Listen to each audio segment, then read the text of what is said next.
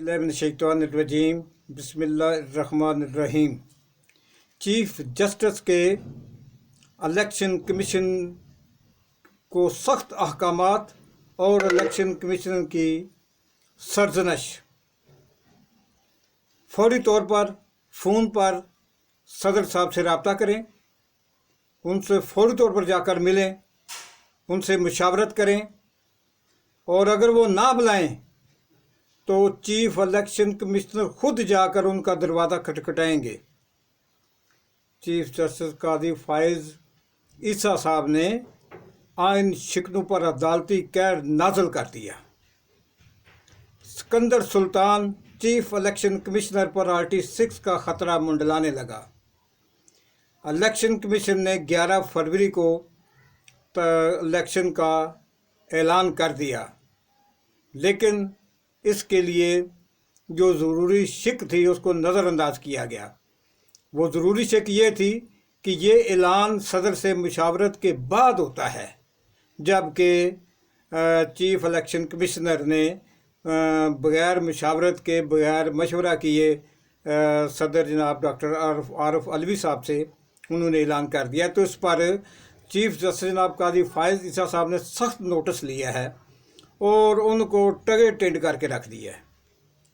बहवाला don news आज 2 नवंबर को election commission की तरफ से इलेक्शन 2024 के सिलसिले में बाकायदा तौर पर तारीख का ऐलान कर दिया गया है। इलेक्शन कमीशन ने ऐलान किया है कि आंदा आम इंतखाबात 11 फरवरी 2024 को होंगे।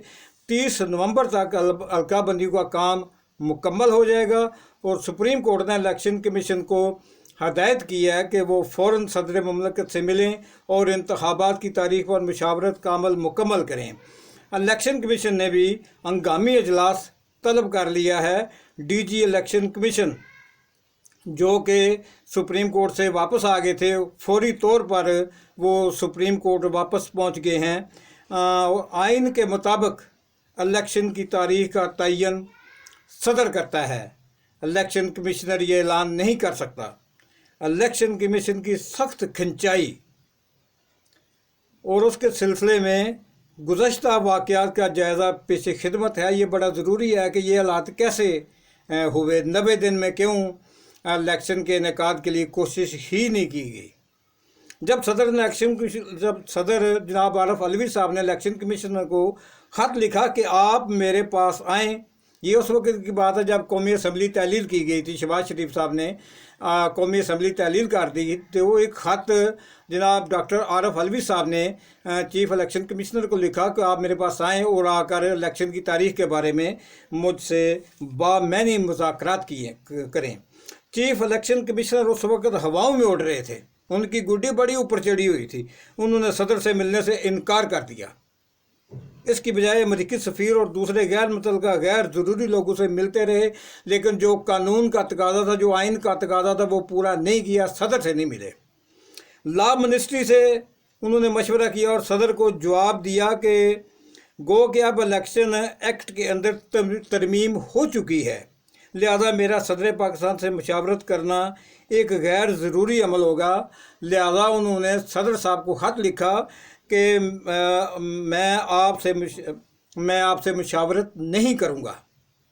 आज सुप्रीम कोर्ट ने आईन पाकिस्तान को वाज़ह कर दिया है, उसकी इंटरप्रिटेशन कर दी है और वाज़ह कर दिया है। लिहाजा बताया गया है कि अगर इलेक्शन एक्ट में तरमीम भी हो जाए तो भी रूल्स नहीं बदल जाते जब तक कि पार्लियामेंट से 2/3 अक्सरियत से इस तरमीम की मंजूरी ना ले ली जाए।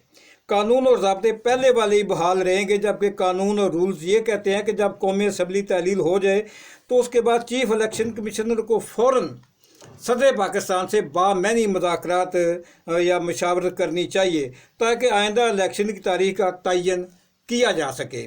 तो सूबों के अंदर भी गवर्नर साहिबान से मुशावरत की जाना ज़रूरी है।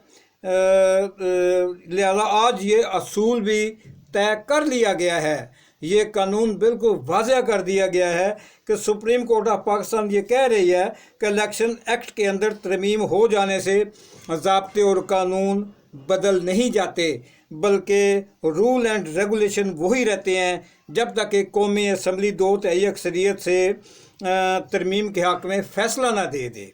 लिहाजा चीफ इलेक्शन कमीशनर साहब को अदालत ने सख्ती से हुक्म दिया है, सख्त उनको डांटा है और सख्ती से हुक्म दिया कि वो फौरी तौर पर सदर से मिलें और इलेक्शन की तारीख पर उनको वजाहत करें कि 11 फरवरी को इलेक्शन 2024 का इनेकाद का ऐलान करने की वजह क्या है। लिहाजा ये कानूनी और आइनी तकाजा है कि चीफ इलेक्शन कमीशन सदर पाकिस्तान जनाब आरिफ अलवी साहब को इलेक्शन की तारीख के सिलसिले में मुतमईन करें कि उन्होंने 90 दिन के अंदर अंदर इंतखाबात क्यों नहीं करवाए और इसके लिए क्यों उन्होंने इंतजामात नहीं किए। हालांकि इलेक्शन कमिश्नर का काम ही ये है और उसका काम ही कोई नहीं है।